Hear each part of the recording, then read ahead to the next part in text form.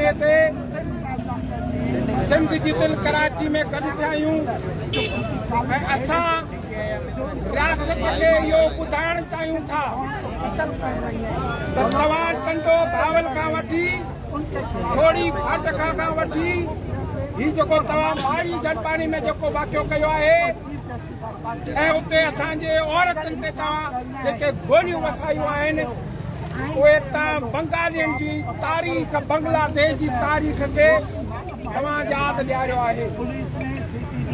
बंगालियुनि खे बि तव्हां आज़ाद करायो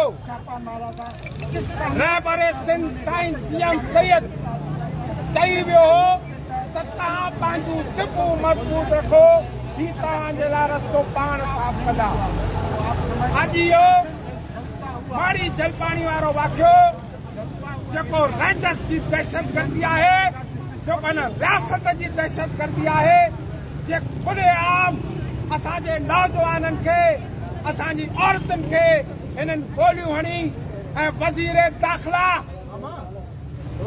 सभिनी सूबनि में जेके वज़ीर दाख़िला आहिनि उहे उन्हनि सूबनि जा आहिनि असां सिंध खे वरी उन्हनि जेको तोहफ़ो ॾिनो आहे उहो पंहिंजो रिटायर्ड हिते मोकिलियो करे सिंध ते कब्ज़ो करण जी कोशिशि कई आहे जंहिंजी असां सख़्तु मज़म्मत कयूं था वज़ीर दाख़िला चवे थो त दहशतगर्द ख़ुदकश बमबार जी इतला ते असां उहा कार्रवाई कयूं ठीकु है तव्हां असांखे ॾेखारियो जेको तव्हां उतां ख़ुदकश बमबार गिरफ़्तार कयो आहे तव्हां असांखे ॾेखारियो पब्लिक में प्रेस कॉन्फ्रेंस करे कि ख़ुदकश बमबार वटां जेके बम बरामद थिया आहिनि उहा मीडिया ते खणी अचो ख़ुदकश बमबार वटां जेके हथियार बरामद थिया आहिनि उहे तव्हां मीडिया ते खणी अचे तव्हां पूरा आहियो तव्हां दहशतगर्द आहियो तव्हां हमेशा असांजे मथां दहशतगर्दी कई आहे लेकिन इहा हाणे हद आहे सिंध जा नौजवान सिंध जा सूर्य पुट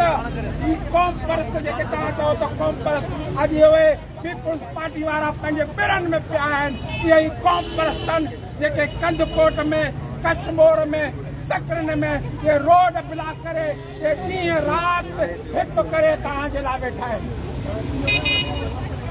उहे जीडीए वारा उहे पीपुल्स पार्टी वारा तव्हां सुभाणे वोट वठण ईंदा ऐं तव्हांखे इहो चवंदा त बाबा ही जेका असां हमदर्दियूं आहिनि पर इहे कौम परस्त जेके ॾुखे वक़्त में तव्हां सां गॾु आहिनि तव्हां उन्हनि खे कॾहिं बि न विसारजो हमेशह तव्हां ॾिसो त रियासत जॾहिं बि का दहशतगर्दी कई आहे बाबा असां रहबरे सिंध साईं जीएम सैयद जे अदम तशद्दुद वारे हुन नज़रे ते हलंदे शहीद बशीर खान कुरैशी जी जदोजहद हलंदे हिननि जे मालिकी वारसी कयूं था सिंध निंदड़ की नाहे सिंध जा माण्हू निंदड़ कान आहिनि हे रियासत वारो हाणे असां में इहो ख़ौफ़ नाहे असां न मौत तां ॾिसूं था न तव्हांजी दहशतगर्दीअ तां ॾिसूं था असां हिन वक़्तु संदरा ॿधी करे सिंध जी मालिकी ऐं वारसी जा मैदान अमल ते आहियूं अचो ॾिसो जेको वाक़िया थिया आहिनि उहे काल्ह धरणो ख़तमु थियो आहे हाणे तव्हां ॾिसंदो त कराची खां वठी कश्मीर ताईं तव्हांखे सभु जाम मिलंदी इहे दहशतगर्दियूं असांजे बर्दाश्त न आहिनि इहे थाड़ियल बि तव्हांजा आहिनि इहे रेंजर्स थाड़ियल पैदा करे उन्हनि खे असलो ॾेई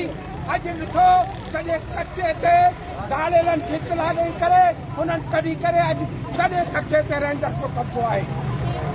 उहे ज़मीन रेंजर्स वरी उन्हनि माण्हुनि में खपाए थी तव्हांखे यादि हूंदो त शुरू में असां उहे मुतालबा हूंदा त सिंध में फ़ौजी छावनियूं नामंज़ूर शायदि तव्हांखे पन्नू आकल छावनी जे लाइ असांजी जदोजहद हुई लेकिन हिन वक़्तु सॼी सिंध खे पंहिंजी छावनी क़ाइमु करे सिंध ते कब्ज़ो करणु चाहिनि था जंहिंजी असां शदीद मज़म्मत कयूं था ऐं वधामत कंदासीं इहो वक़्तु अची वियो आहे हीअ असांजा नौजवान सजरो ॿधी करे सिंध जे गलीअ में सिंध जे रोडनि ऐं रस्तनि ते तव्हांजो जवाबु ॾियण लाइ निकिरंदा असां हमेशह आदम तशद्दुद जे वाट वरिती आहे लेकिन तव्हां असांखे तशद्दुद तरफ़ वठी वञी रहिया आहियो ऐं इहो तशद्दुद असांजो आख़िरी हूंदो